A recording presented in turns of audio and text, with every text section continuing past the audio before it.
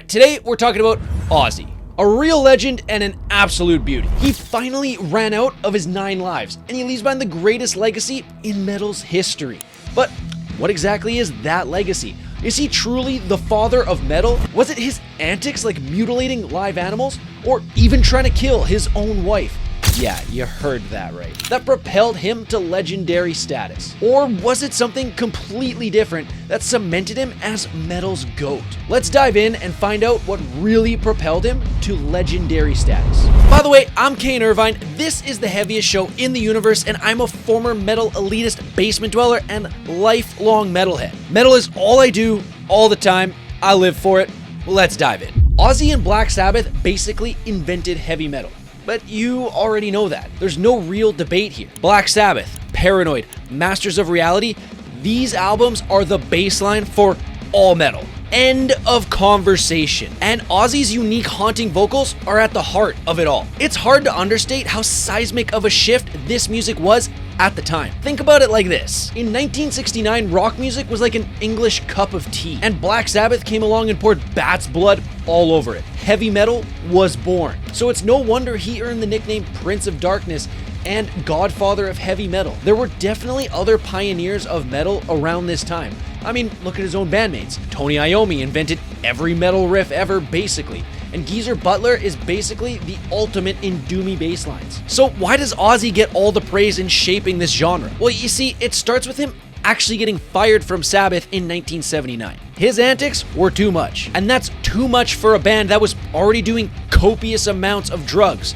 That's saying something, but more on that later. Getting ixnayed from Sabbath was probably the best thing that ever happened to Ozzy. It allowed him to break apart from the shadow of his previous band. Barely a year later, he handpicked all-time GOAT guitarist Randy Rhoads and wrote Blizzard of Oz as his ultimate comeback album. You really couldn't keep this guy down. His first 7 albums would go multi-platinum, basically giving the guys in Sabbath and those in the music industry that didn't believe in him a giant middle finger. But again, you guys know this story. You know all about his music. You know the bangers, you know the classics, you know his bandmates. And in my opinion, it wasn't really his music or his antics that cemented him and his legacy. It was something completely different. One dilemma rich, famous, and powerful people often find themselves having is, what next? They achieved so much that they wonder what they can strive for next. Money doesn't fulfill anything the way it used to. Fame grows old and tiresome. A lot of these people cement their legacy by giving to charity or running for political office in an attempt to give back to help those in need. And Ozzy did the same thing, but from a metal standpoint. Instead of running for office, now that's a wild thought, or opening a charity so he could cheat tax codes, Ozzy decided to give back to metal directly itself. Enter Ozzfest, a tour aimed at creating a platform for the next generation of bands. The idea was basically born partly out of spite and necessity. In 1996, Lollapalooza snubbed Ozzy. They didn't think he was cool enough for them, or perhaps sober enough would be the correct term. So Ozzy and Sharon decided, screw it, we'll do it ourselves. In Sharon's own words, I just thought, fuck them. If Lollapalooza wasn't able to see what Ozzy could give them, we'd come up with our own metal version, but better. And while it's no longer in circulation, for now, this was the metal festival for over a decade. There were so many legendary metal bands that got their starts right here in the late 90s and early 2000s. You see, Ozzy had a knack for finding these up-and-comers and turning them into stars. And while there was a stage for established acts at Ozzfest, every Ozzfest had dedicated stages just for new up-and-coming bands. Slipknot, Disturbed, System of a Down, Godsmack, Rob Zombie, Korn, Linkin, Fukin Park. Ozzfest propelled these bands to the pinnacle of superstardom. Nu metal doesn't become nearly the force it did without Ozzfest. He championed new talent and brought them into the spotlight. He wasn't just the old guard. He wanted to shape the future of metal, and he definitely did just that. No longer was Ozzy just a fading legend strung out on coke and booze. I mean, he was still strung out, but now he was the ringleader of a new metal generation. As Ozzy himself put it years later, what I'm really happy about is the fact that we've given a lot of bands a chance to be successful. Bands that wouldn't necessarily have done it. It kept the ball rolling for heavy metal, you know? This was his way of giving back to the music that made him a star. And those Ozzfest shows, the stuff of absolute legends for guys like us. Quote, "It was bloody chaos, but in the best way. Every night was a party. every band brought their A game. We just let the music speak for itself. Headbanging, moshing, sweat, pure metal mayhem. Ozzy would often headline shows himself, even getting the old Sabbath boys back together a few times. Ozfest helped ensure that heavy music was going to stay relevant in the 21st century. And Ozzy gave metal its own home for 20 years. This is what set Ozzy apart from the aging rock legends of his time. He didn't rest on his laurels. He actively tried to shape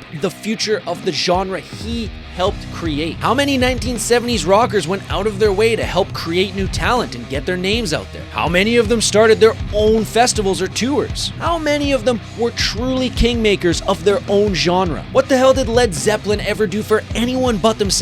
They're a bunch of douchers if you ask me. That being said, what's your favorite Ozzy memory? I want to hear about it all down below. And if you've made it this far, don't forget to like and subscribe. It goes a long way in helping the channel. Sure, Sabbath helped pioneer and create heavy metal, but it's Ozzy's ability and drive to give new bands life in his later years that really cements his legacy. This alone gives him the title of Father of Metal. Now, unfortunately, you can't talk about Ozzy without talking about his low IQ antics. For all of his vision and talent, Ozzy is also, well, insane.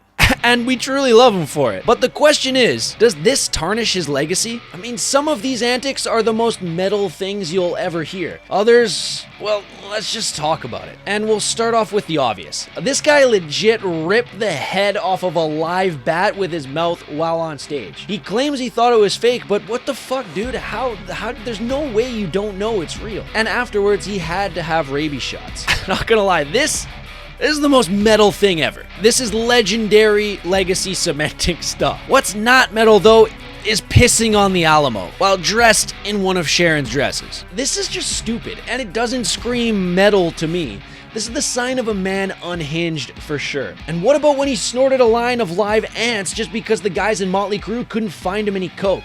What type of high would you even get from that? Or how about when he brought in live doves to a meeting with record executives, apparently as a peace gesture, and he proceeded to bite the heads off them because he was hammered. And the dove incident, that's before the bats. I'm dead serious. Someone needs to get animal control on this guy. And then there's the time he murdered his family cats on a drug binge, or even tried to kill Sharon herself while he was drunk. This guy does things that other metal stars would never get away with. These are just a few of the tales of Ozzy and his wild antics. And in the end, it's kind of up to you how you view him. We often forget about these antics and push them to the side. He's the lovable idiot that can quite literally get away with attempted murder, bumbling around his own TV show, mumbling away to anyone that would listen. But he's also the ultimate metal king maker. He used his eye for talent to help propel young bands who otherwise wouldn't have had a chance to superstardom. Not to mention, he basically invented metal with his bandmates. Love him or hate him, you can't deny his legacy. By not just creating metal, but by championing the next generation, Ozzy was able to cement himself in time as a legend. One that has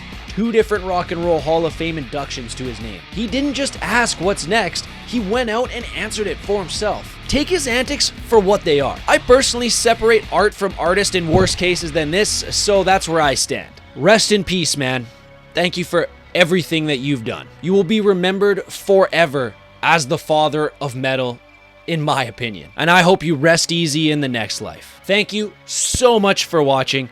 Be sure to check out these other bangers if you're interested in more metal content. And as always, long live metal.